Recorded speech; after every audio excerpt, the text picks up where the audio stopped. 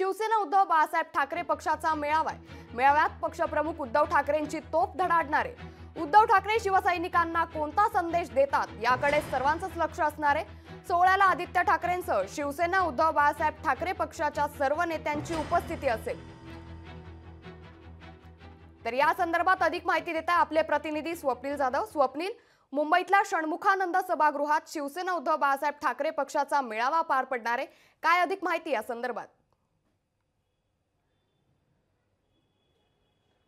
नक्कीच आपण या ठिकाणी बघतोय शिवसेना उद्धव बाळासाहेब ठाकरे गटाचा षण्मुखानंद येथे जो मेळावा आहे तो पार पडणार आहे। या मेळाव्याची तयारी करण्यात आलेली आहे। मोठ्या प्रमाणात बॅनरबाजी सुद्धा आणि जय्यत तयारी झालेली आहे। थोड्या वेळामध्येच या ठिकाणी नेते, पदाधिकारी, कार्यकर्ते येण्यास सुरुवात होईल। मात्र या मेळाव्याकडे विशेष लक्ष लागलेलं आहे, कारण शिवसेनेचा 58वा वर्धापन दिन आहे आणि शिवसेनेच्या फुटीनंतर खरं तर दुसरा वर्धापन दिन आहे। आज महाराष्ट्रामध्ये, मुंबईमध्ये दोन्ही शिवसेनेकडून हे मेळावे साजरे होतात। मात्र यामध्ये कोणकोणत्या नेत्यांची भाषणं होणार आणि वक्ते या ठिकाणी भाषण करणार, तसेच कोणकोणत्या मुद्द्यांवरती हात घालणार यावरती फार लक्ष आहे। खरं तर लोकसभा निवडणूक झाल्यानंतर आपण या ठिकाणी बघतोय 9 खासदार हे शिवसेनेचे ठाकरे गटाचे आलेले आहेत आणि एकूणच शिंदेंनी सुद्धा चांगल्या प्रकारे एकूण खासदार निवडून आणलेले आहेत। त्यामुळे स्ट्राईक रेट जरी चांगला असला तरी एकंदरीत लोकसभेनंतर विधानसभा आगामी निवडणूक लक्षात धरता, विधान परिषदेच्या निवडणूक लक्षात ठेवता आजच्या या मेळाव्यामध्ये या संदर्भात आदेश आणि सूचना होऊ शकतात। दुसरीकडे उत्तर पश्चिम लोकसभा मतदारसंघामध्ये ज्याप्रमाणे विजय चोरीला गेला अशा प्रकारचा आरोप होतोय,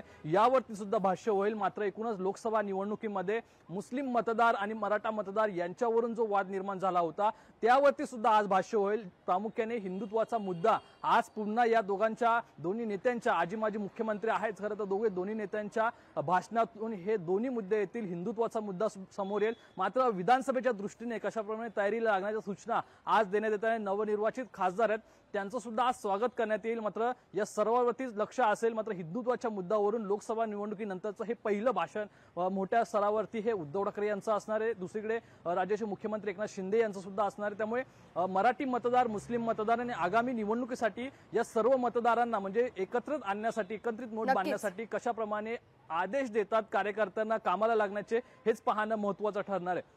नक्कीच स्वप्नील, धन्यवाद। लोकशाही मराठी ऐका, पहा, जागरूक रहा।